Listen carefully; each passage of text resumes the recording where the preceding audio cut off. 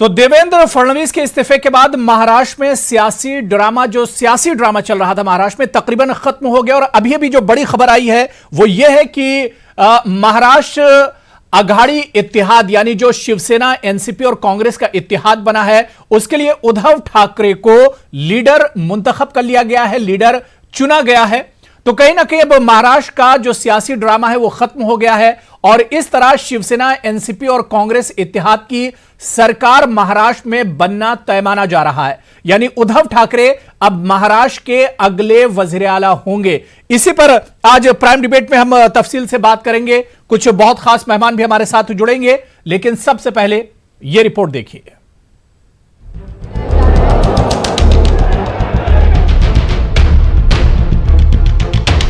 दादा हमारे साथ है।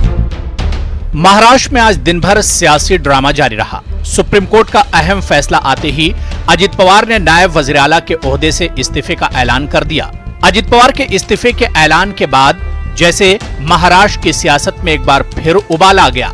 सियासी गलियारों में बयानबाजियों का दौर जारी हो गया। इस खबर के कुछ ही देर बाद वजीर आला देवेंद्र फडणवीस ने प्रेस कॉन्फ्रेंस की और वजीर आला की कुर्सी छोड़ने का ऐलान किया। यानी फडणवीस महज 80 घंटे ही महाराष्ट्र के वजीर आला रहे। तीन पार्टियां एक साथ चर्चा करते करते 10 दिन से ज्यादा समय निकल गया, लेकिन ये कॉमन मिनिमम प्रोग्राम भी अपना तय नहीं कर पाए।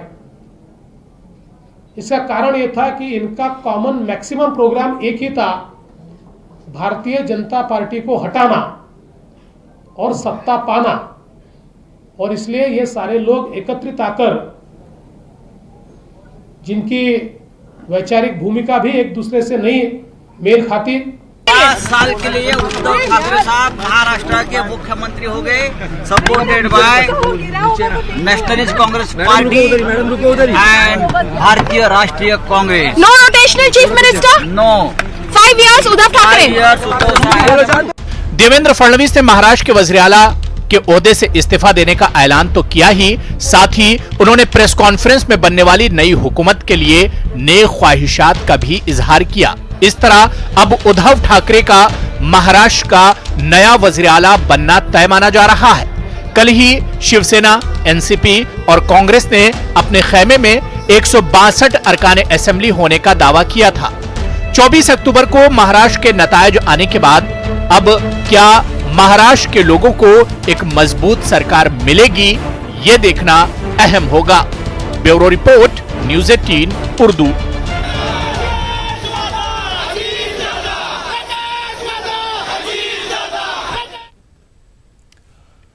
तो क्या यह मान लिया जाए कि महाराष्ट्र की जो सियासी जो हलचल थी अब वो एक तरह से थम जाएगी, क्योंकि अब महाराष्ट्र अघाड़ी इत्तेहाद जो एनसीपी, कांग्रेस और शिवसेना का इत्तेहाद है उसने उद्धव ठाकरे को अपना लीडर एक तरह से चुन लिया है और अब उद्धव ठाकरे के लिए महाराष्ट्र का अगला वजीर आला बनना एक तरह से तय माना जा रहा है। यानी अब पहली बार शिवसेना के खेमे से कोई वजीर आला होगा। हालांकि एनसीपी और कांग्रेस का इसे सपोर्ट जरूर रहेगा, लेकिन जो ड्रामा 24 अक्टूबर को शुरू हुआ था, नतायज आने के बाद जो ड्रामा शुरू हुआ था, क्या उस ड्रामे का अब खात्मा एक तरह से माना जाए? जो महाराष्ट्र की सियासत हर दिन कुछ ना कुछ करवट ले रही थी, क्या उसका भी एक तरह से खात्मा हो जाएगा? आज प्राइम डिबेट में हम उसी को समझने की कोशिश करेंगे। और इसके अलावा खबर यह भी आई है कि 1 दिसंबर को उद्धव ठाकरे वजीर आला के तौर ओहदे का हलफ लेंगे। सवाल यह उठ रहा है, देवेंद्र फडणवीस ने भी आज अपनी प्रेस कॉन्फ्रेंस में कहा कि 3 पार्टियों का यह इत्तेहाद है, यह अलायंस है, यह बहुत दिन टिकेगा नहीं, यह सरकार बहुत ज्यादा नहीं चलने वाली है। बीजेपी इससे पहले भी इस तरह की बातें करती रही है। इसी पर आज हम चर्चा करेंगे कि आखिर क्या महाराष्ट्र को एक मजबूत सरकार मिलेगी? क्या यह इत्तेहाद की सरकार है? क्या यह चल पाएगी? क्या आवाम की उम्मीदों पर खरी उतरेगी? इसी पर हम प्राइम डिबेट में बात करेंगे। बहुत खास मेहमान भी मेरे साथ जुड़े हुए हैं। बहुत जल्दी अपने मेहमानों का आपसे तारुफ करा देता हूं। मेरे साथ सुभाष गुप्ता जी कॉन्स्टिट्यूशन एक्सपर्ट हैं, आइन के माहिर हैं, मेरे साथ डिबेट में जुड़े हुए हैं। नवीन कुमार जी स्पोक्सपर्सन हैं बीजेपी के, वो भी इस डिबेट का हिस्सा हैं। अभिषेक अग्निहोत्री जी लीडर हैं शिवसेना के, वो भी इस डिबेट का हिस्सा है। कुछ देर में कांग्रेस के लीडर और पॉलिटिकल एनालिस्ट भी हमारे साथ इस डिबेट में होंगे।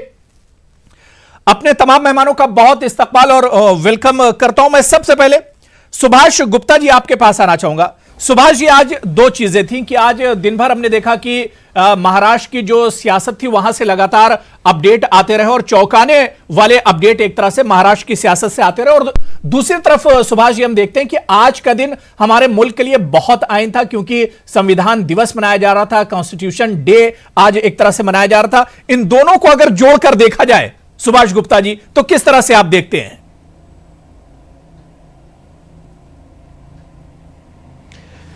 बहुत बहुत शुक्रिया इस डिबेट में शामिल करने के लिए, क्योंकि आज का दिवस एक कॉन्स्टिट्यूशन दिवस है और इसमें यह कहना बहुत मैं समझूंगा कि अप्रोप्रिएट हो कि श्री बाबा साहब आम्बेडकर जी ने 25 नवंबर 1949 को अपनी आखिरी कॉन्स्टिट्यूंट असेंबली की स्पीच में क्या कहा, उसका आज बहुत बड़ा महत्व है। मैं उसको इन वर्बेटम पढ़ता हूं जी। I feel, however good a constitution may be, it is sure to turn out bad because those who are called to work upon it may happen to be a bad lot. However bad a constitution may be, it may turn out to be good if those who are called to work upon it happen to be a good lot. कहने का मतलब यह है कि हिंदुस्तान का संविधान जो अभी 70 वर्ष से जीवित है और एक जिसके अंदर 395 अनुच्छेद 13 क्या कहते हैं उनको लिस्ट्स हैं, उनको उसने बहुत अच्छी तरह से वर्किंग करी। लेकिन कैसे लोग हमने चुने जिनने उन तीन जो ऑर्गन्स हैं, जुडिशियल, लेजिस्लेटिव एंड एग्जीक्यूटिव, ये तो हमारे हाथ में चुनना था, उनकी वर्किंग वैसी ही होगी जैसे हम लोग अपने चुनेंगे। और इस मामले में ये कहना चाहूंगा कि कॉन्स्टिट्यूशन जीवित रहा, कॉन्स्टिट्यूशन ने बहुत काम किए, लेकिन फिर भी 356 का आर्टिकल 356 का बहुत बार दुरुपयोग हुआ, जिसमें एक आज की भी श्रृंखला शामिल है, जिसमें एनसीपी को, जिसमें महाराष्ट्र के अंदर सवेरे 5:45 पर राष्ट्रपति शासन हटाया गया और 8 बजे से पहले शपथ दिलाई गई। ऐसे 5 मौके हुए जिसमें सुप्रीम कोर्ट का हस्तक्षेप हुआ। तो हमारे ऊपर बहुत अधिक डिपेंड करता है कि हम कैसे नुमाइंदे लाएं और कैसे नुमाइंदे कॉन्स्टिट्यूशनल पोजीशंस पर बैठें, ताकि कॉन्स्टिट्यूशन का वो जो है आदर कर सकें, ना कि कॉन्स्टिट्यूशन को एक टूल समझें और उसको अपनी राजनीतिक रोटियां सेकने के लिए इस्तेमाल करें। यह बहुत इंपॉर्टेंट है। बिल्कुल जाहिर सी बात है कि हमारा आइन जिंदा रहेगा तो जमहूरियत जो है वो एक तरह से बाकी रहेगी और हमारा मुल्क कहीं ना कहीं एक तरह से बाकी रहेगा। बड़ी अच्छी बात आपने सुभाष गुप्ता जी कही है। मैं नवीन कुमार जी आपके पास आना चाहूंगा। नवीन कुमार जी, महाराष्ट्र की तो बाजी एक तरह से बिल्कुल पलट गई।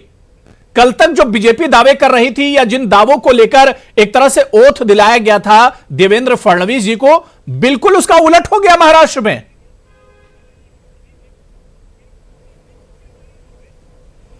अबू भाई, ऐसा तो नहीं कि महाराष्ट्र की बाजी पलट गई या फिर हमने कुछ सोच करके किसी की तोड़ फोड़ के लिए कोई काम किया है।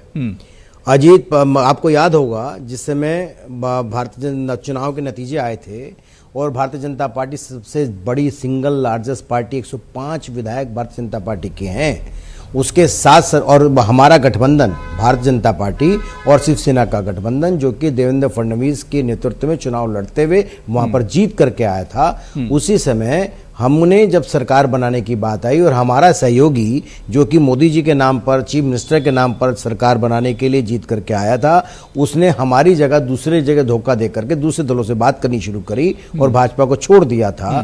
तो आपको याद होगा देवेंद्र फडणवीस जी ने जाकर के कहा, जैसे बुलाया था कि हमारा सहयोगी हमारे साथ नहीं रहा, उसने धोखा दे दिया है, अब हम सरकार बनाना नहीं चाहते, हम सरकार नहीं बना सकते क्योंकि हमारे पास सरकार बनाने के लिए नंबर नहीं है। गवर्नर साहब ने उसके बाद एनसीपी को बुलाया, एनसीपी के बाद शिवसेना को बुलाया, फिर एनसीपी को भी बुलाया, नियम अनुसार सबको बुलाया गया, ऐसा नहीं कि अलग अलग किया गया। और उसके बाद क्योंकि सरकार बनाने की सीमा समाप्त होने के बाद जो तय था, उसके बाद वहां पर राष्ट्रपति शासन लगाया गया क्योंकि उसके अलावा दूसरा कोई विकल्प नहीं था। उसके बाद 12 दिनों तक 12 दिनों तक तीनों दलों ने किसी को अपना नेता नहीं चुना, किसी ने कॉमन मिनिमम बिल्कुल। देखिए ये पूरी हिस्ट्री तो पता है नवीन कुमार जी, सबको महाराष्ट्र की हिस्ट्री पता है। और शायद उसके बाद बात बता रहा हूं, उसके बाद अजीत पवार जी जब आए थे, इतनी ज्यादा दिलचस्प मैं नवीन जी ये कह रहा हूं कि लगातार शिवसेना ये इल्जाम लगाती रही कि बीजेपी ने धोखा दिया, बीजेपी अपने बयान से पलट गई। जो लोकसभा के वक्त जो वादा हुआ था, जो एक फॉर्मूला तय हुआ था, उससे बीजेपी पीछे हट गई। आप मुझे एक बयान दिखाइए, मुझे अब्बू जी आप एक बयान दिखाइए। नहीं, किसका बयान? शिवसेना तो पहले दिन से कह रही है, प्रधानमंत्री जी, शिवसेना तो पहले दिन से कह रही है और शिवसेना इसी वजह से हटी। आप दिखा दीजिए पूरे चुनाव में। अब्बू भाई मेरी बात सुन तो लीजिए, आप मेरी बात सुन तो लीजिए ना। मेरा निवेदन ये है, मुझे एक बयान दिखाइए चुनाव के समय में जिसमें कहा गया होगा कि भाई शिवसेना का कोई प्रतिनिधि मुख्यमंत्री बनेगा। लेकिन पूरे चुनाव में 5 वर्ष के लिए मुख्यमंत्री देवेंद्र फडणवीस के नेतृत्व में सरकार बनी है, दोबारा उनके नेतृत्व में बननी है। ये बात प्रधानमंत्री जी, अमित शाह जी और सब नेताओं ने कही है। मुझे एक बयान शिवसेना के किसी नेता का दिखाइए तो मैं मान लूंगा कि हमने ऐसा कहा। लेकिन दूसरी महत्वपूर्ण बात मैं ये कह रहा था, हमने सरकार बनाने का दावा तब दिया जब अजीत पवार जी आए थे, एक सीएलपी लीडर, वो एनसीपी के विधायक दल के नेता, जिन्होंने कहा कि हमारे पास पूरे विधायक, क्योंकि एनसीपी के नेता हैं विधायक दल के, और उन्होंने जब अपना समर्थन पत्र दिया तभी गवर्नर साहब को समर्थन पत्र दिया, इसके अलावा नहीं दिया। और दूसरी बात, सुभाष जी मैं एक निवेदन करना चाहता हूं, मैं आपको याद दिलाना चाहता हूं, 1988 में रात के अंधेरे में हमने नहीं, कल्याण सिंह जी की सरकार को बर्खास्त करके रमेश भंडारी वहां के गवर्नर हुआ करते थे उत्तर प्रदेश के, जगदम्बिका पाल जिस समय विधायक होते थे, उनको शपथ दिला दी गई थी। इसी प्रकार से मैं आपको 22 इंसिडेंट दिखा सकता हूं। 60 की कांग्रेस ने कब रात के अंधेरे में 1 बजे, जाहिर सी बात है कि ये इस तरह का खेल सिर्फ कांग्रेस के दौर में, बीजेपी के ही दौर में नहीं हुआ, बल्कि कांग्रेस के दौर में होता रहा है। नवीन जी, मैं बिल्कुल इसे इत्तेफाक करता हूं, मैं बिल्कुल इसे एक्सेप्ट करता हूं कि इस तरह का खेल, इस तरह का गेम जो है, और ये यूं हमने कोई तोड़फोड़ नहीं करी और किसी विधायक के साथ इस तरह के खिलवाड़ पहले भी होता रहा है। जब अभी अजित पवार ने मना कर दिया, उसके बाद भाजपा ने कहा कि सरकार नहीं बना सकते। ठीक है, मेरे साथ 2 और खास मेहमान जुड़ गए डिबेट में। अखलाक अहमद साहब कांग्रेस लीडर हैं, वो भी डिबेट में जुड़ चुके हैं। रजा रिजवी साहब सीनियर जर्नलिस्ट हैं, सहाफी हैं, वो भी इस डिबेट का हिस्सा है। रजा रिजवी साहब और अखलाक अहमद साहब, आप दोनों का बहुत इस्तकबाल है न्यूज़ 18 उर्दू में। मैं अभिषेक अग्निहोत्री जी आपके पास आना चाहूंगा, जो लगातार बीजेपी शुरू से कह रही है, और आज फिर नवीन जी को आप सुन लीजिए जो बीजेपी के स्पोक्स पर्सन, उन्होंने कहा कि आखिर कहां यह वादा हुआ था, कहां यह बात हुई थी कि जो फॉर्मूला है 50-50 का फॉर्मूला शिवसेना और बीजेपी के दरमियान तय हुआ था। लगातार बीजेपी यही बात कह रही है कि ऐसा कुछ नहीं हुआ था। दरअसल शिवसेना को अपने यहां से सीएम बनाना था, इस वजह से वो एक तरह से इस पर अड़ी रही, सत्ता की लालच थी शिवसेना को। नवीन जी को मैं एक बात बताना चाहता हूं कि जैसा कि उनके राष्ट्रीय अध्यक्ष जी, क्षमा चाहूंगा, अमित शाह जी जैसा बोल चुके हैं कि बंद कमरे के अंदर जो वार्ता होती है वो हमारी आदत नहीं, उसको कमरे के बाहर किया जाए। चूंकि वो हमारे सहयोगी मित्र रहे हैं पूर्व में, तो हमारे बीच क्या वादा हुआ था ये इनके जो बड़े पार्टी के कैडर के लीडर हैं वही बता सकते हैं। और वादा खिलाफी कोई भाजपा का ये नया पैतरा नहीं है, इससे पहले भी उन्होंने कई बार किया है। जैसा कि 2.5 साल का कार्यकाल जो पहले ही वो फिक्स था, अन्यथा कोई इतना बड़ा वो नहीं था कि उसको इतना यहां तोड़ दिया जा सकता था। पहली बात। दूसरी बात यह है नवीन कुमार जी, जो बात ये कह रहे हैं कि पूर्व में ऐसी घटनाएं घटित हुई हैं कांग्रेस के राज्य में, कांग्रेस की सरकार में घटित हुई हैं, तो मैं उसमें बताना चाहूंगा कि कांग्रेस का जो अंत हुआ वो भी आपके सामने है। और अब पुनः अगर वो घटनाएं कोई और घटित करता है, कोई पार्टी अन्य उसी पद चिन्हों पे चलेगी, तो कहीं ना कहीं फिर उसका फल भुगतना ही पड़ेगा।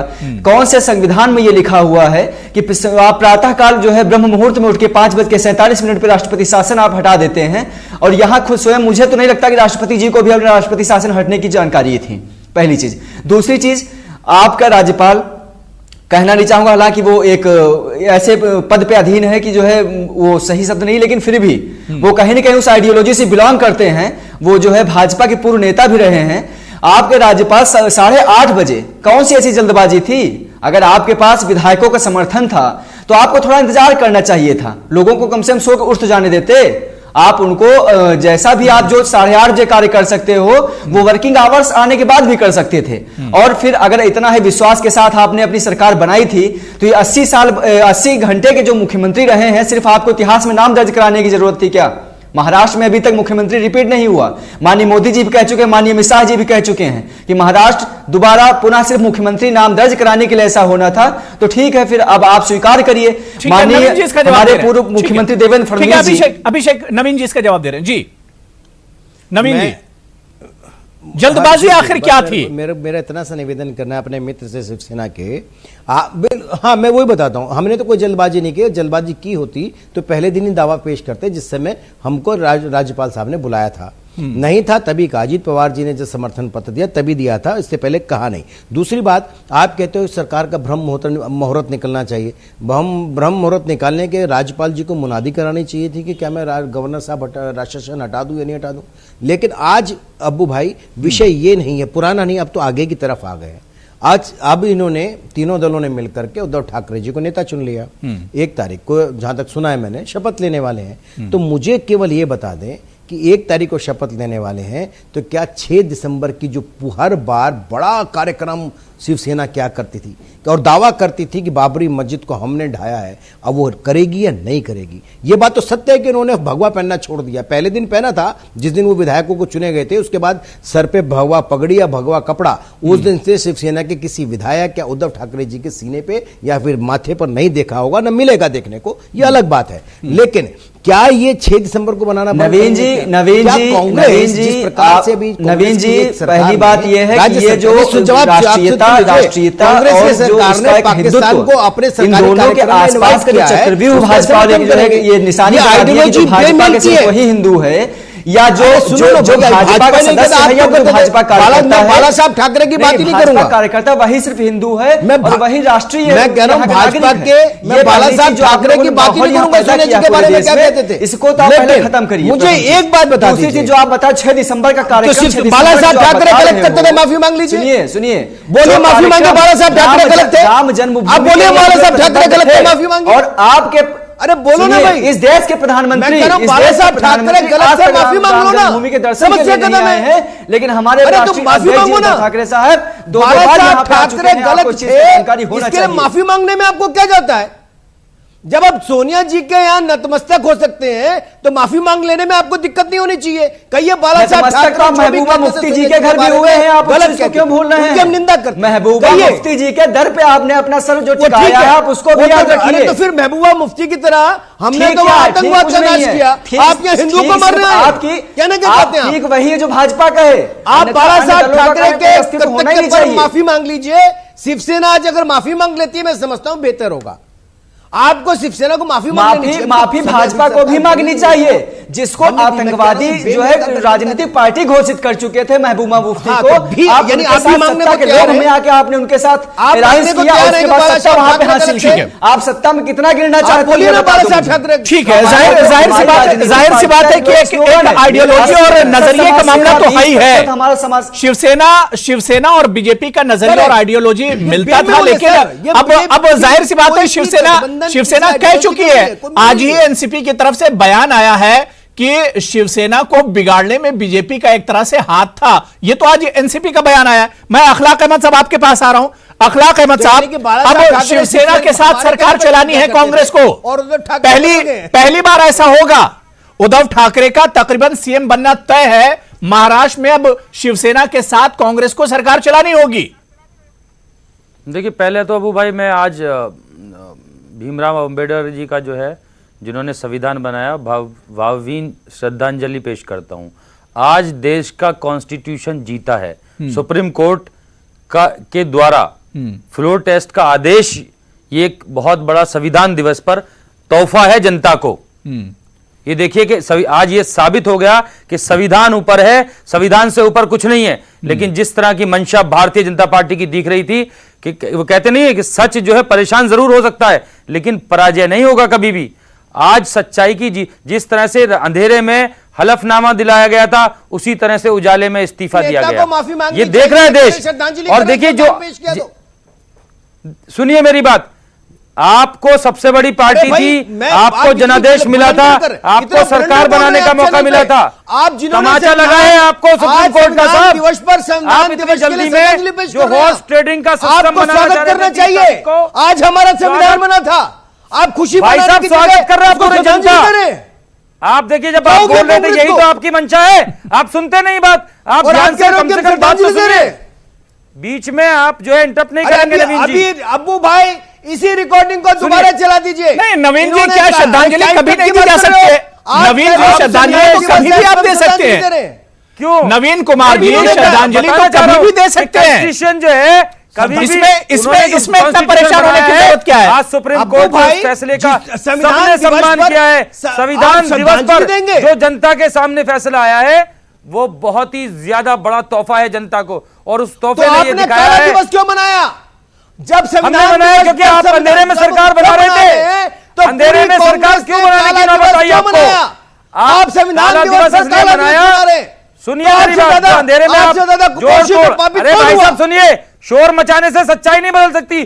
पूरे देश ने आज आपका अहंकार, जिस तरह से महाराष्ट्र में, जिस तरह से हरियाणा में भी आपका अहंकार टूटा है, और आपने जितने मुद्दे थे आस्था के सब तरीके से चल रही है। एक तरफ करें संविधान की जीत हुई, जीत होने पर आप काला दिवस अरे भाई मना रहे हो, साहब और यहाँ पर आप कर्नाटका संविधान दिवस को में, कश्मीर श्रद्धांजलि दे रहे हैं। में क्या हो गया आप कोई लोगों को? मतलब नहीं है, पूरी किसान मर रहे हैं और कांग्रेस के साथ शिवसेना किसान मर रहे हैं, की बात आपको देखिए। मतलब नहीं है। ऐसे लोगों महिला के साथ सुरक्षा की शिवसेना आप बात खड़ी नहीं है। करते, आप किसानों की कमाल बात है, नहीं वाह। करते, बेरोजगारी की बात नहीं करते। सिर्फ रात में सरकार बनाना चाहते हैं ताकि सत्ता का भोग, जो अन्ना की लड़ाई है आपकी, वो सरकार भाई साहब सुन तो लीजिए। अरे अबू भाई इनको सुनने, इन्हें धैर्य रखने के लिए कहिए। मैंने इनकी बात सुनी, ये मनगढ़ंत बातें चलने वाली नहीं है। जनता अब जाग गई है, ये सोच रहे थे सब सो रहे हैं, देश सो रहा है, और आप सरकार बना लेंगे। ये सुप्रीम कोर्ट का इतना जबरदस्त डिसीजन है। ठीक है, मैं रजा रिजवी साहब, सर मैं आपके पास आना चाहूंगा। ये बताना ठीक है, पड़ेगा। नवीन जी बात हो गई, अखलाक अहमद मैंने टाइम दे दिया, दोनों लोगों को टाइम दे दिया। अब दोनों लोग खामोश हो जाइए। रजा रिजवी साहब को हम अब सुनते हैं। कभी नवीन जी बात हो गई, नवीन जी बात हो गई, श्रद्धांजलि दे रहे। ठीक है नवीन जी बात हो गई। नवीन जी मैं ये कह रहा था कि श्रद्धांजलि आप किसी को कभी भी दे सकते हैं, ऐसी कोई बात नहीं है। ठीक है, उनसे गलती हो गई भाई, लेकिन श्रद्धांजलि आप कभी भी दे सकते हैं। ठीक है, अखलाक साहब बात हो गई, नवीन जी बात हो गई, नवीन जी बात हो गई। मैं रजा रिजवी साहब श्रद्धांजलि दे रहे। ठीक है, रजा रिजवी साहब, सर अब महाराष्ट्र में अगर आप देखिए तो बिल्कुल तस्वीर एक तरह से उलट चुकी है, बल्कि यूं कहा जाए कि तस्वीर अब एक तरह से साफ हो गई है, क्योंकि अभी तक 24 अक्टूबर के बाद जब नतीजे आए थे, जो सस्पेंस बना हुआ था वो एक तरह से क्लियर हो गया। क्या आपको लग रहा है? एक सवाल जो रजा रिजवी साहब यहां पर उठ रहा है कि अब सोर्सेस से खबर आ रही है कि 1 दिसंबर को शिवसेना जो है वो ओथ उद्धव ठाकरे लेंगे। क्या आपको नहीं लगता है कि आज 26 तारीख है और बीच में 4-5 दिन का फिर गैप कर रही है, जिस देरी की वजह से इन्हें परेशानी हुई थी एनसीपी, कांग्रेस और शिवसेना को, वो फिर कहीं ना कहीं देरी कर रहे हैं सरकार सेटअप करने में, सरकार बनाने में? देखिए अबू भाई, ऐसा है कि ये जो रात और अंधेरा और दिन की बात कर रहे हैं, पहले उसको बता दूं जी कि रात अंधेरा दिन, अगर कोई भी बीमार मेडिकल कॉलेज में आता है तो इसका इलाज 1 बजे भी किया जाएगा और 2 बजे भी किया जाएगा, 4 बजे भी किया जाएगा। तो रात के अंधेरे उजाले की बात नहीं है। सुप्रीम कोर्ट में रात में देखिए मुकदमा दिया गया, और इससे पहले जगदम्बिका पाल जी जब 1 दिन के चीफ मिनिस्टर यूपी में बने थे तो 4 बजे जो है हाई कोर्ट ने फैसला दिया था। तो ये रात अंधेरा, ये तो ये खाली शब्दावली है। दूसरी ऐसा है कि अभी मैं किसी को बधाई देने वाला नहीं हूं कि ये मुख्यमंत्री होने वाले हैं, इनको बधाई दे रहा हूं, ये उप मुख्यमंत्री हैं, इनको बधाई दे रहा हूं। जब तक शाम को 5 बजे तक फ्लोर पे बात फाइनल नहीं हो जाती है, तब तक मैं अभी उद्धव ठाकरे को मुख्यमंत्री की बधाई नहीं दे सकता हूं, क्योंकि ऐसी डिबेट हम लोग करते रहे और सवेरे कुछ पता चल गया कि मालूम हुआ फडणवीस ने शपथ ले लिया।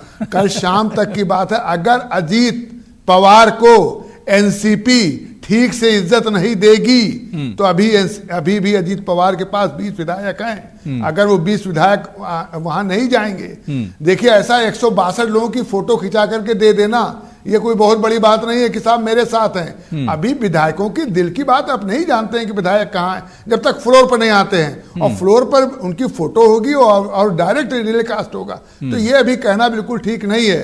अगर अजीत पवार को ठीक से इज्जत नहीं मिली तो समझ लीजिए। दूसरी बात, उद्धव ठाकरे चीफ मिनिस्टर होने जा रहे हैं। आज तक कभी बाल ठाकरे जो है कोई पद उन्होंने नहीं लिया। ये सबसे बड़ी भूल होगी। जैसे समाजवादी पार्टी और बीएसपी जो है मिलकर लड़ी थी, लेकिन आम जनता ने उसको जो है तस्लीम नहीं किया था। यही जो शिवसेना महाराष्ट्र के अंदर आम जनता के बीच में रहती है, शिवसेना के जो कार्यकर्ता हैं वो अंदर से बहुत खुश नहीं होंगे। ये पद पा जाएं, ये मंत्री बन जाएं, मुख्यमंत्री बन जाएं। शिवसेना की जो महाराष्ट्र में एक अपनी मेंटालिटी है, अगर शिवसेना, क्योंकि शिवसेना जब चुनाव में गई थी तो चुनाव में ये बीजेपी के साथ गए थे। चुनाव में ये हर जगह ये बात साथ साथ कर रहे थे। यहां कहीं कोई बात नहीं आई थी। अगर आप अबू हुरैरा साहब आपके पास कोई क्लिप हो तो मैं कहना चाहता हूं कि उद्धव ठाकरे से वो क्लिप ले लीजिए और पूरी दुनिया को दिखा दीजिए, क्योंकि आपका न्यूज 18 उर्दू कम से कम 56 कंट्रियों में देखा जाता है कि 50-50 कहां बात हुई थी। दिखा दें क्लिप कोई और ले लीजिए उनसे। ये 50-50 की बात रखा इन्होंने नैतिकता के साथ, जिसके पास 105 एमएलए थे। लेकिन ये नैतिकता एनसीपी के साथ नहीं रखा कि साहब 2.5 साल चीफ मिनिस्टर मैं रहूंगा और 2.5 साल पवार रहेगा, लेकिन उन्होंने नहीं रखा। वहां तो नैतिकता की बात वहां कर रहे थे साहब, जो कहीं तय नहीं हुआ। लेकिन अगर अपने ही बात पे अटल रहते तो कहते भाई 2.5 साल जो है वो शरद पवार के लोग चीफ मिनिस्टर रहेंगे और 2.5 साल, लेकिन 2.5 साल नहीं करते, अपना लेते 3 बार बांटते, क्योंकि कांग्रेस भी है उसको भी मौका देते चीफ मिनिस्टरशिप का। अगर यही इनका उद्धव ठाकरे की नैतिकता थी, ये नैतिकता कहां चली गई? पुत्र मुंह में। बिल्कुल। और मुझे रजा रिजवी साहब यही लग रहा है कि बीजेपी या अमित शाह जी यहीं पर चूक गए। उनके पास भी ये वीडियो क्लिप नहीं जिस वीडियो क्लिप की आप बात कर रहे हैं। मैं देवराज जी मेरे साथ जुड़ गए, पॉलिटिकल एनालिस्ट हैं। देवराज सिंह जी, आपका भी बहुत इस्तकबाल है न्यूज 18 उर्दू में।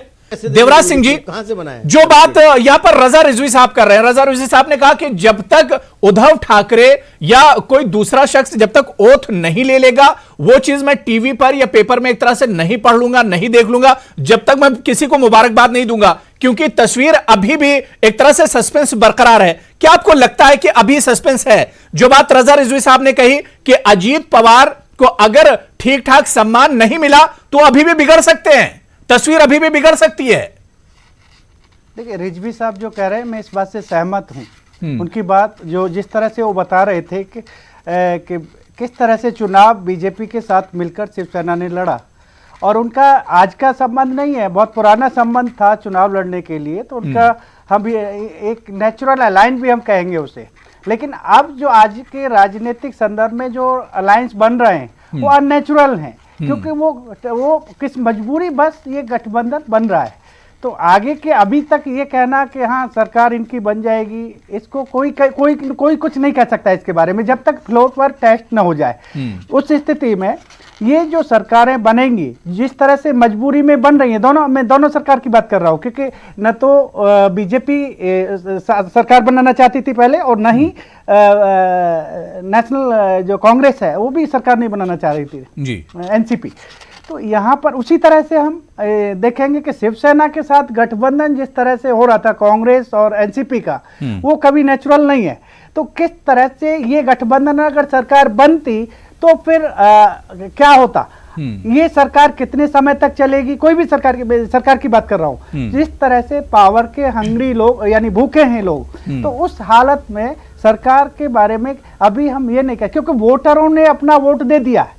लेकिन ये जो गठबंधन जो बन रहा है, यहाँ पर आज हम कॉन्स्टिट्यूशन डे मना रहे हैं, संविधान दिवस है आज के दिन, तो संविधान के अंतर्गत ही सारी चीजें हैं। तो उसमें संविधान में ये बात कही गई थी कि कॉन्स्टिट्यूशनल मॉरलिटी, तो ये जो मॉरलिटी है राजनीति में, राजनीतिक दल उसे कितना मान रहे हैं, और जो पब्लिक है उसमें क्या संकेत जा रहा है, क्या राजनीति, ये जो लोकतंत्र है उसमें भी ये लोकतंत्र के लिए भी एक प्रश्न चिन्ह लगता है, क्योंकि ये मजबूती, ये पढ़े लिखे लोग हैं, रिप्रेजेंटेटिव है, उन्हें अपना जो चरित्र है, अपना जो उनकी नैतिकता है, वह कॉन्स्टिट्यूशन के अनुसार, कॉन्स्टिट्यूशन में कहा था कि किस तरह से, जैसे मैं डॉक्टर अंबेडकर का यहाँ पर नाम लूंगा, उन्होंने मॉरलिटी के आधार पर अपना जो, जिस समय वो लॉ मिनिस्टर थे, अपना जो पद का इस्तीफा दिया था।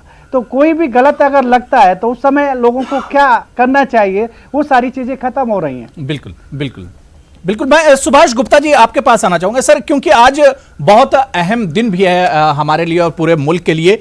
क्या आपको लगता है जो बात देवराज जी कह रहे थे कि कहीं ना कहीं जो हमारी सियासत, हमारी पॉलिटिक्स का स्टैंडर्ड जिस तरह से गिरा है, उसका मेयार जो गिरा है, कहीं ना कहीं हमारे कॉन्स्टिट्यूशन को उससे एक नुकसान हो रहा है, नुकसान हुआ है पिछले कुछ सालों में अगर हम बात करें?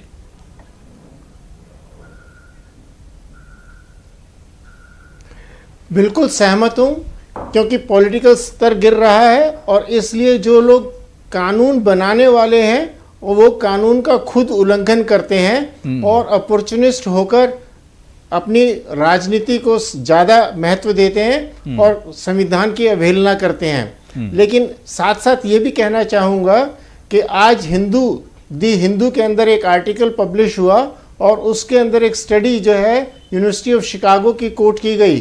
कहा गया कि संसार के अंदर 792 संविधान हैं और एवरेज लाइफ संविधान की 17 वर्ष है।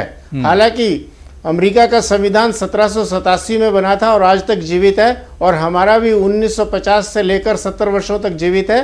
हालांकि 103 अमेंडमेंट हो गए हैं, लेकिन फिर भी ये कहना उचित होगा कि कुछ त्रुटियों के बाद भी कॉन्स्टिट्यूशन ने अपनी जिम्मेवारी निभाई है और इसके अंदर सुप्रीम कोर्ट का एक बहुत अहम रोल रहा है कि उसने कॉन्स्टिट्यूशनल मोरालिटी और कॉन्स्टिट्यूशनल ट्रांसफॉर्मिज्म, जिसको हम कहते हैं, सोसाइटी के अंदर एक बदलाव लाने की कोशिश करी है और समय समय पर जो है सोसाइटी को और लोगों को राहत दी है। मेरे कुछ समय पहले जगदम्बा पाल जी के केस का वर्णन किया गया। ऐसे 5 मौके आए सुप्रीम कोर्ट के सामने जिस वक्त की गवर्नर साहब ने जो शब्द के लिए टाइम दिया था उसको चैलेंज किया गया और सुप्रीम कोर्ट ने उसके अंदर समय सीमा तय की।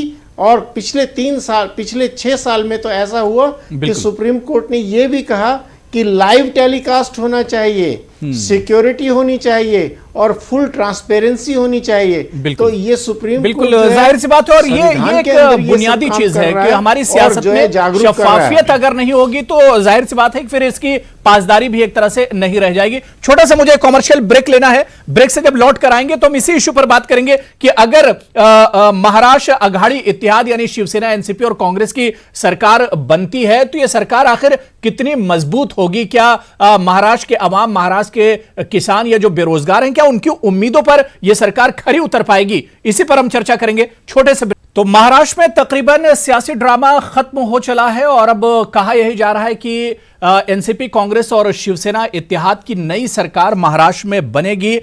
यानी कहीं ना कहीं जो सस्पेंस था वो सस्पेंस तो एक तरह से खत्म हो गया, लेकिन जो नई सरकार बनेगी क्या टिकाऊ सरकार होगी, मजबूत सरकार होगी, और सबसे अहम ये कि क्या आवाम की उम्मीदों पर खरी उतरेगी ये सरकार? क्योंकि पिछले तकरीबन 15 दिनों से कोई सरकार महाराष्ट्र में नहीं है। आवाम काफी दिनों से इंतजार कर रहे हैं कि उन्हें आखिर मजबूत सरकार कैसे मिलेगी, टिकाऊ सरकार कैसे मिलेगी। इसी पर हम बात कर रहे हैं। कुछ खास मेहमान मेरे साथ जुड़े हुए हैं। मैं अखलाक अहमद साहब आपके पास आना चाहूंगा।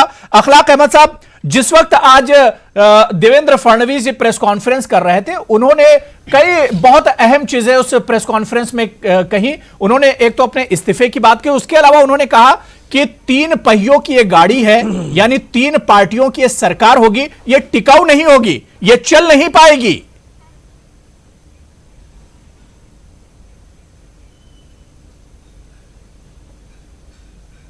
अखलाक अहमद साहब, आप तक मेरी आवाज आ रही है?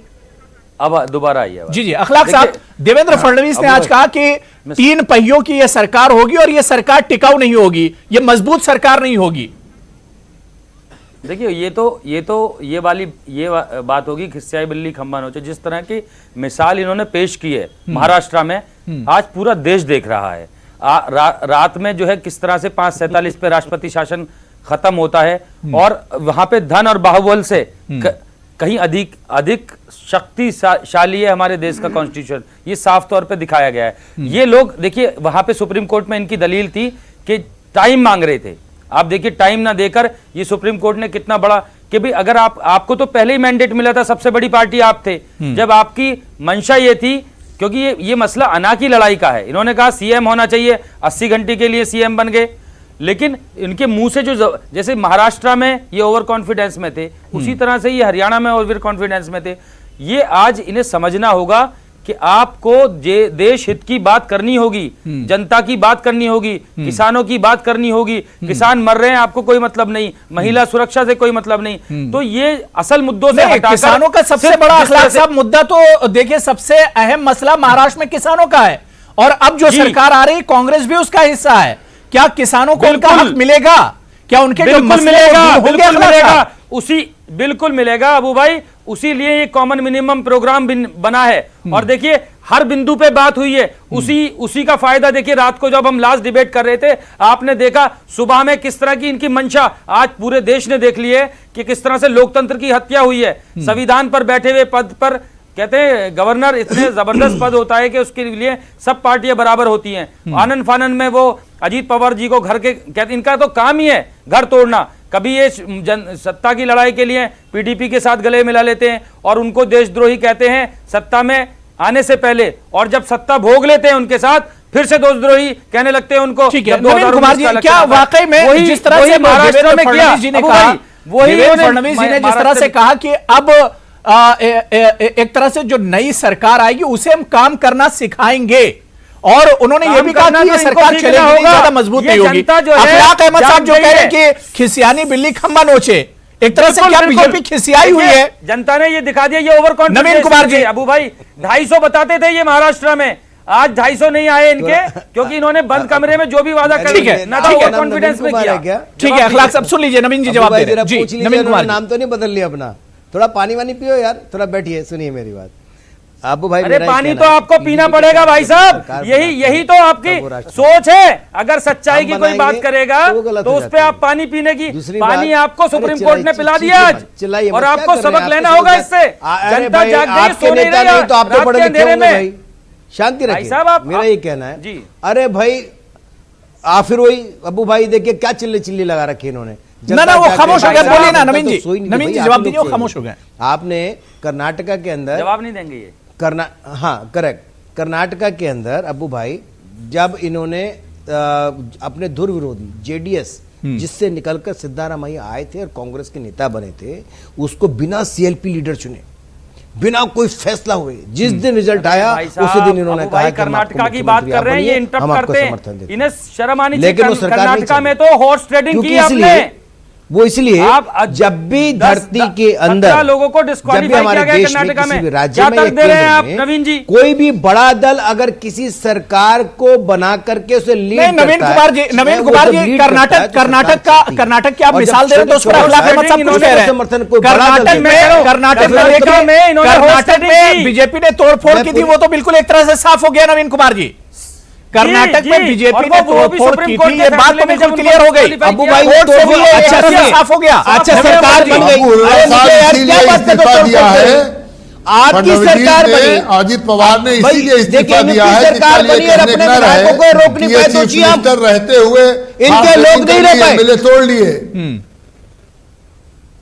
एमएलए कहां तोड़ लिए? कोशिश की इन्होंने, मतलब सरकार इनकी तोड़ने की। रजा भाई सुनिए, और उसके बाद ये कह रहे हैं इन्होंने तोड़ लिए, सरकार इनकी, और इनकी सरकार खुद चला नहीं पाए, हमसे कह रहे हैं। ठीक है, मैं सबको देखना चाहूंगा, इस वक्त नवाब मलिक के पीछे चल रहे हैं प्रेस कॉन्फ्रेंस, मैं वहां ले चलना चाहूंगा। नवाब मलिक को सुन लेते हैं जो सर। ठीक है नवीन जी, नवाब मलिक कुछ कह रहे हैं, सुन लेते हैं, प्रेस कॉन्फ्रेंस चलिए जी। महाराष्ट्र विकास आघाडीच्या सर्व आमदारांची, ठीक है, वो मराठी में बोले, हम डिबेट पर वापस आ जाते हैं, अगर वो हिंदी बोलेंगे तो हम ले लेंगे। ठीक है, मैं रजा रिजवी साहब आपके पास ही आना चाहूंगा। रजा रिजवी साहब, बात निकलेगी, रजा रिजवी साहब, ठीक है, देखिए सारी बातें अपनी जगह, जोड़ तोड़ की सियासत इससे पहले भी होती रही। हॉर्स ट्रेडिंग यहाँ कोई नई बात नहीं है। हॉर्स ट्रेडिंग जाहिर सी बात है कि हमारे समाज के लिए, हमारी पॉलिटिक्स और सियासत के लिए अच्छी नहीं है। लेकिन रजा रिजवी साहब, सवाल ये उठ रहा है, जो बात देवेंद्र फडणवीस ने कही है कि 3 पार्टियों के इत्तेहाद की सरकार है, ये ज्यादा मजबूत नहीं होगी, ये ज्यादा टिकाऊ नहीं होगी। रजा रिजवी साहब, तीनों अलग अलग हैं, कोई मेल नहीं करते, तीनों का पहिया अलग अलग। सुन लीजिए आप, नवीन जी आपके काम की बातें सुन लीजिए जी। वो देखिए फडणवीस ने कहा, लेकिन कोई नई बात नहीं है। कांग्रेस का इतिहास रहा है, जिसके साथ वो रही है पूरा 5 साल उसने उसको सपोर्ट नहीं दिया है।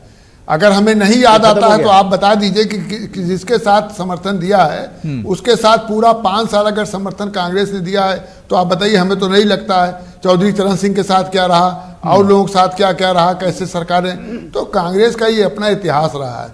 लेकिन हम तो ये कहते हैं कि शिवसेना कैसे कांग्रेस के साथ हाथ मिला के सरकार बना रही है, जबकि ये गए थे साथ में एनसीपी और कांग्रेस ये तो रजा रिजवी साहब, ये तो वैसे ही जैसे बीजेपी पीडीपी के साथ गई थी, जैसे बीजेपी जेडीयू के साथ है, ये वैसे ही है शिवसेना और कांग्रेस। वो पलटना नहीं चाहते हैं, वो पन्ना पलटना नहीं चाहते। ठीक है, जेडीयू के साथ रहते हुए जेडीयू का कभी, जेडीयू ने कभी नहीं कहा, यही लोग हैं, जेडीयू के नेता ने भाजपा के बड़े नेता को गालियां नहीं दी जो बाला साहब ठाकरे ने दी हैं। ये जिसके साथ गठबंधन कर ले वो राष्ट्रीय व्यक्ति हो जाएगा, वो राष्ट्रीयता के भाव उसके अंदर आ जाएगा। बात रही जो देवेंद्र फडणवीस जी की, तो आप हमारे अनैतिक का 30 साल संबंध रहा है भाई, आपको बोला नहीं, उसके प्रति बधाई देनी आप चाहिए। सरकार की मलाई खाते खाते विरोध करते रहे, तब आपको कुछ नहीं कहा। ही नहीं है उनको 80 घंटे का मुख्यमंत्री बनने का इतना शौक नहीं होना चाहिए था, क्योंकि सब औचित्य आपके पास है, सेवा के वो कर चुके हैं। अरे तो 2.5 साल वादा करके 2.5 साल बन लो ना, यहाँ तो पूरा 5 साल मुख्यमंत्री बनने के लिए क्यों उतारने पड़े? महाभारत 2.5 साल जा रहे थे, 2.5 साल बीजेपी से जा रहे थे बनने के लिए, और 2.5 साल एनसीपी को करें 2.5 साल बना रहे, कहाँ से नेतृत्व है?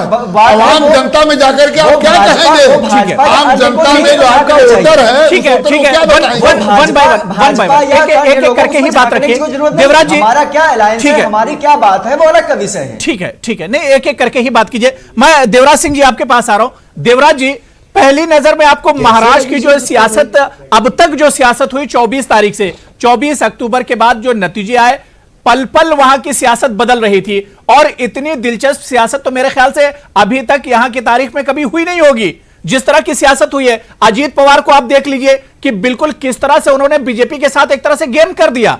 पहले बीजेपी के साथ जाके सरकार बनवा दी, उसके बाद उनके ऊपर जो चार्जेस थे वो एक तरह से हटा दिए गए, और अब देखिए उन्होंने इस्तीफा दे दिया, वो हट गए, और यह भी कहा जा रहा है कि वो एनसीपी के साथ फिर से जुड़ने जा रहे हैं। ये लग रहा है ये सहमत का खेल चल रहा है महाराष्ट्र की राजनीति में।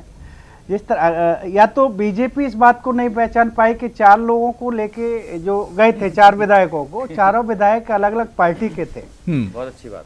तो ये सबसे बड़ी बात है कि बीजेपी ये समझने में थोड़ा साजिश भी लग सकती है, कोई भी एक बात भी सोचे कि हाँ ये 4 अलग अलग पार्टी के लोग कैसे हैं, यानी एक ही का होना चाहिए, तो चारों का एक साथ लाना और उसे समझना, तो ये थोड़ी समझ का भी मुझे लग रहा है कि कुछ ना कुछ रहा है इसमें, कि ये इनका कुछ साजिश भी हो सकती थी।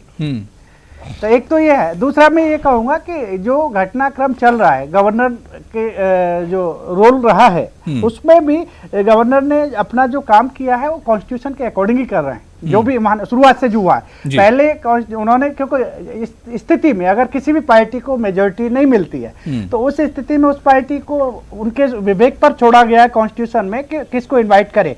उसमें सबसे पहले प्रायोरिटी उसी को देंगे जिसकी ज्यादा संख्या है, तो उन्होंने बीजेपी को आमंत्रित किया।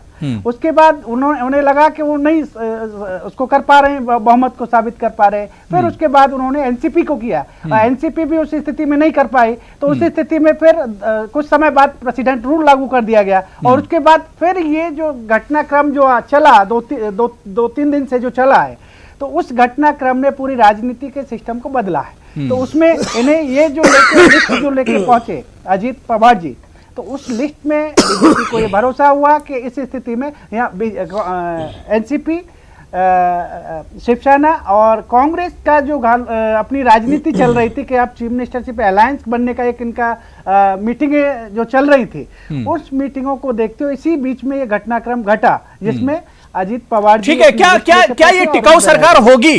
क्योंकि हम बहुत से सरकारें देख चुके हैं, जब से होश संभाला इस तरह की अलायंस सरकारें ज्यादा दिन चली नहीं है।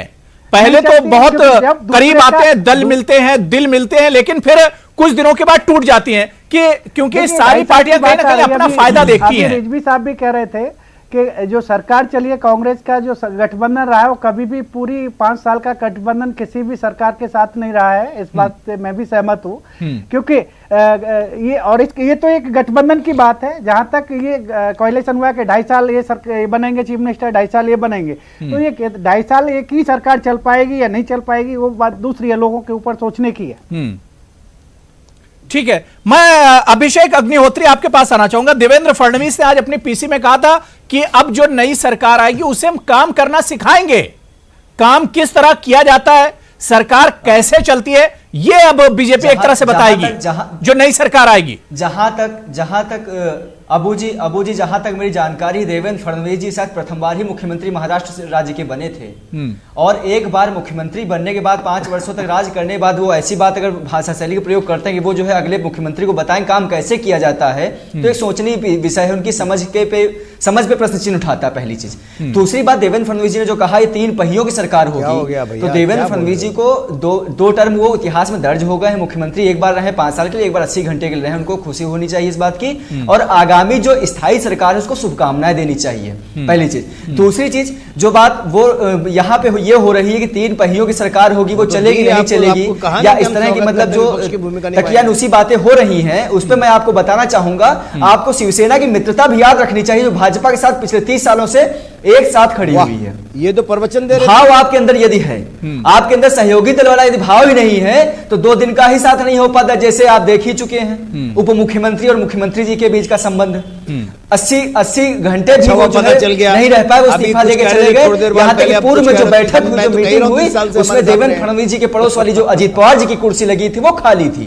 ठीक है, तो जो भाव है और आपके अंदर आत्मविश्वास और आत्मबल की कमी है, तो आपके लिए सत्ता चलाना या सहयोगी दलों का एक जो मित्रता का जो भाव होता निभाने का, वो आप नहीं कर सकते हो। और भाजपा की बात जो यहाँ पे बात कर रहे हैं, पुत्रमोह की बात मैं कई दिन से सुन रहा हूँ, भाजपा वाले पुत्रमोह की बात कर रहे हैं। अच्छा, शिवसेना के नाम शिवसेना लिखा जा रहा है फेसबुक पे, यहाँ तक कि कई कार्यकारिणी सदस्य लिख रहे हैं। तो नवीन जी को मैं चिन्हित करके बात कहना चाहता हूँ, ये वही शिवसेना है जैसी भाजपा पार्टी को समर्थन देकर 30 साल बिना निस्वार्थ भाव के उसने साथ आपका दिया है। और यही शिवसेना आपके मुद्दों से भटकने से बचाती रही है। यही शिवसेना आपको बार-बार श्री राम भगवान की याद दिलाती रही है। यही शिवसेना धारा 370 की, यही शिवसेना धारा 370 की आपको बार-बार याद दिलाती रही है। आपके जो है पथ पर चलाना सिखाया इसी शिवसेना ने। यही बाला साहब ठाकरे थे जिनके आगे उनके सामने जाकर आप लोग देखते थे और राजनीति सीखते थे। यही शिवसेना वो है, यही शिवसेना है जो आपको हिंदुवाद का पाठ पढ़ाती थी। ये वही शिवसेना है, ध्यान दीजिए, हमारी बात पर करने का प्रयास मत कीजिए नवीन जी। ये वही शिवसेना है जिसने आपको पिछले पूर्व में 5 साल में आपको 2 बार राम मंदिर आने के लिए उसने बोला, लेकिन आप नहीं आए हैं। यही शिवसेना है जो पूरे सांसदों के साथ यहाँ पे भगवान दर्शन करने आई है। दोस्ती लंबी रही है, इस वजह से एक दूसरे दोस्ती बहुत लंबी रही है। 30 साल ये दोस्ती रही है। ऐसे में अब एक दूसरे के राज भी बहुत दिनों तक खुलते रहेंगे, ये तो एक सच्चाई है। मैं सुभाष गुप्ता जी बहुत जल्दी एक कमेंट आपसे ले लेना चाहता हूं। सुभाष गुप्ता जी, जो पिछले 15-17 दिनों से महाराष्ट्र में होता रहा, कहीं ना कहीं हमारा जो कॉन्स्टिट्यूशन है, हमारा जो आईन है, जो संविधान है, उसकी धज्जियां एक तरह से उड़ती रही। जिस तरह से वहां पर जो प्रोसेस हो रहा था, जिस तरह से अचानक सरकार बना दी गई, फिर सरकार गिर भी गई और उसके बाद जो पूरा प्रोसेस चल रहा है, कहीं ना कहीं हमारे संविधान को बड़ा धक्का लगा जो कुछ ड्रामा महाराष्ट्र में हुआ इन दिनों।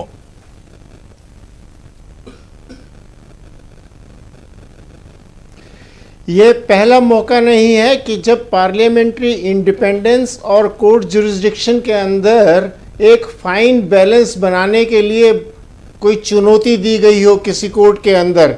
सुप्रीम कोर्ट के सामने ऐसे मामले पहले भी आते रहे हैं जहां पर पार्लियामेंट्री डेमोक्रेसी और कोर्ट की जुरिस्डिक्शन का संतुलन बनाए रखने की जरूरत हुई है और सुप्रीम कोर्ट ने उसको बनाए रखा है। ऐसे बहुत सारे केसेस हैं जो पिछले 5 साल, 10 साल, 15 साल और 70 वर्ष में हुए हैं, जिन्होंने इन सिद्धांतों का आदर किया है। अब रहे हम पिछले 15 दिन की बात कहें और हम महाराष्ट्र के घटनाकाल को लें, तो गवर्नर की सेटिस्फेक्शन के लिए कोई मापदंड नहीं है। गवर्नर साहब की सेटिस्फेक्शन जो है वो एक पर्सनल सेटिस्फेक्शन है, लेकिन कॉन्स्टिट्यूशनल प्रायोरिटी ये कहती है कि उस सेटिस्फेक्शन को ड्रॉ करने के लिए उनके पास एक आधार होना चाहिए। चाहे वो आधार वो किसी को बताएं ना, लेकिन आधार होना चाहिए।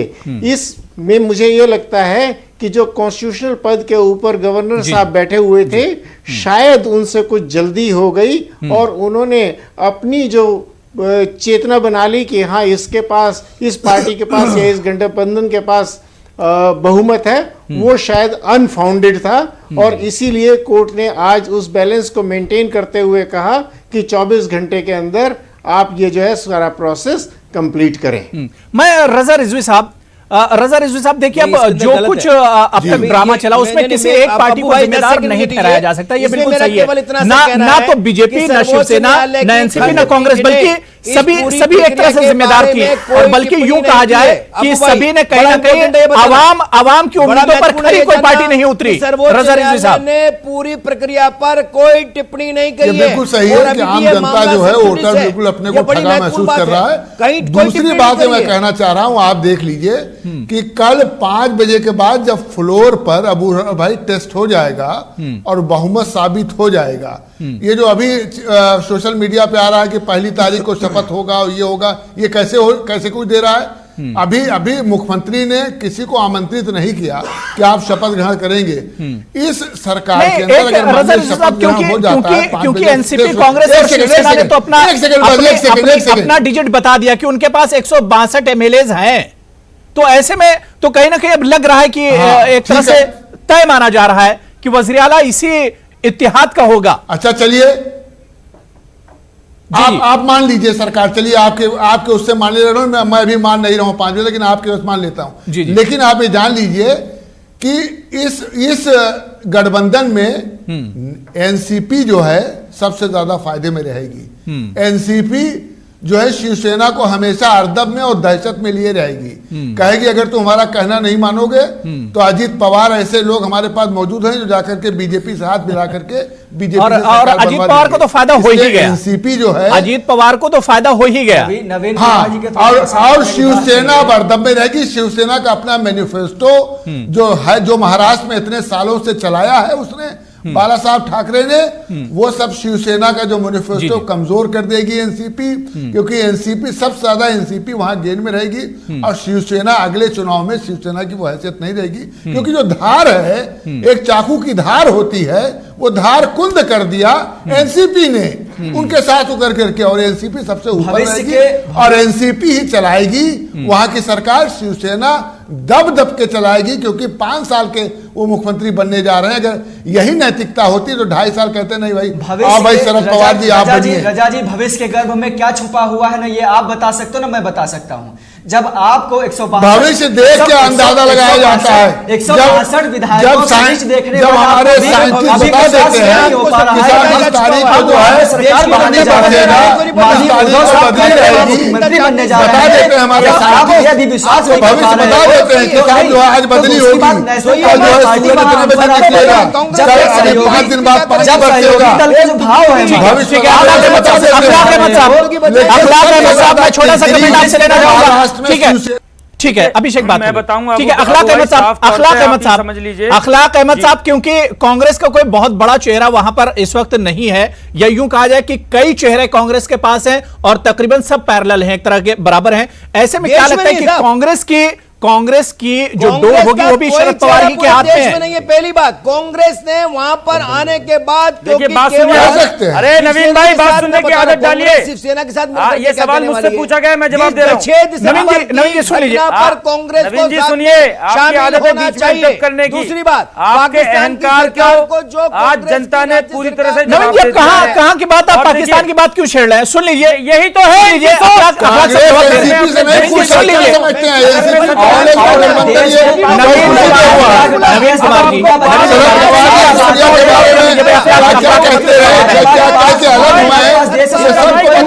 ठीक है, अखलाक साहब कंटिन्यू कीजिए। आज जो अखलाक साहब कंटिन्यू कीजिए।